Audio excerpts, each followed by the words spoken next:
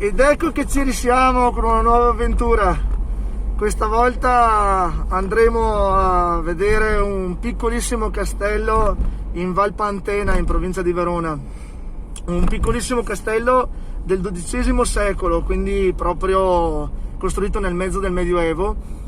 E in teoria non dovremmo entrare in strane grotte o gallerie o tunnel, anche se comunque il caschetto per sicurezza ce l'abbiamo nello zaino. Qui con me il sempre fedele compagno di avventure Fabiano, che da anni ormai mi accompagna, e niente, ci vediamo fra poco quando inizieremo il sentiero e ci approcceremo a questo fantastico piccolissimo castello medievale. A dopo! Ciao! Ciao.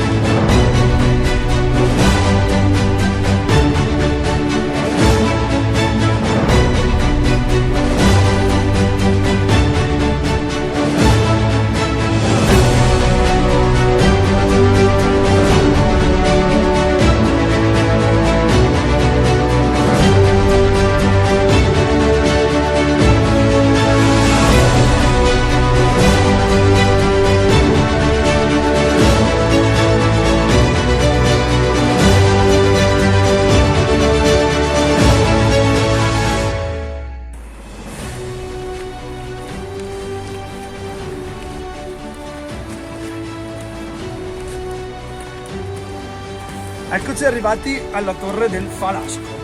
Questa torre fu costruita nel XII secolo dalla famiglia Turisendi, una famiglia proprietaria di molti terreni qui nella Val Pantena, che costruì questo edificio assieme al piccolo castello a pochi metri di distanza, e per controllare le proprie terre, per controllare le entrate e le uscite dalla Val Pantena.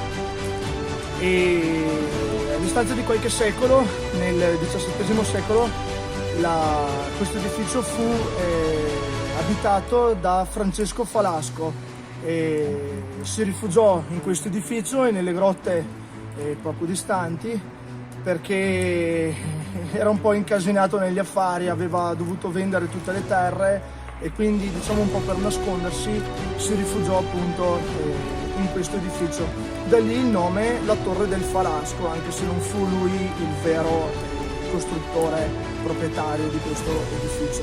Oggi si trova in condizioni di semiabbandono, è una località comunque più o meno turistica e, che dire, sicuramente abbastanza spettacolare, perché si trova proprio sotto a questa enorme parete di roccia, davvero impressionante.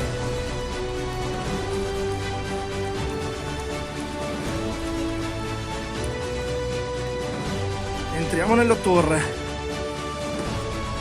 All'interno di questa torre un tempo c'era una scala a chiocciola che portava lassù, dove ancora oggi si vedono i resti di un edificio costruito praticamente nella roccia.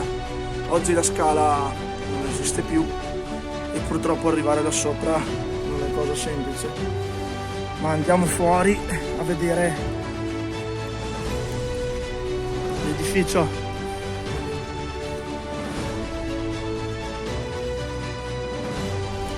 Si intravede ancora un muro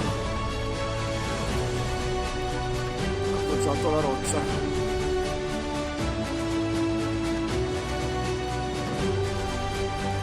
Ora ci spostiamo e andiamo a vedere ciò che rimane del castello. Probabilmente si trattava di una semplice stanza o comunque un edificio molto piccolo. Oggi sono rimasti pochi muri, anzi, a dire il vero, anche se il terzo era ottenuto direttamente nella roccia.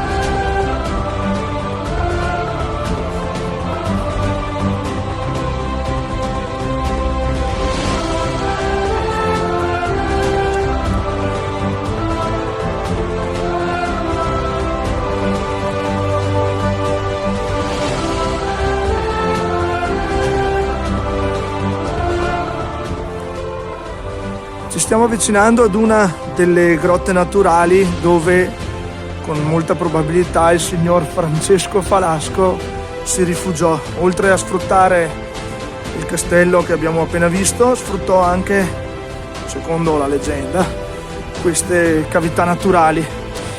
Sappiamo con certezza comunque che tutte le cavità naturali che si trovano nella Val Pantena sono state utilizzate e vissute dall'uomo primitivo, e quasi sicuramente anche questa.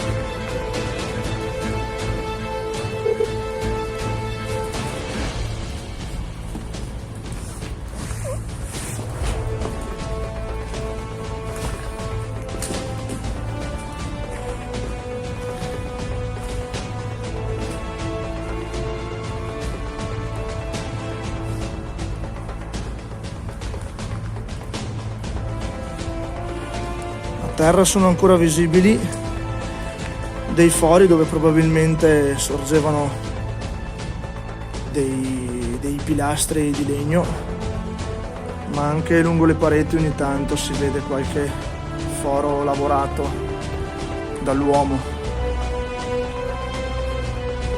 Probabilmente in epoca medievale questa grotta era chiusa e sfruttata.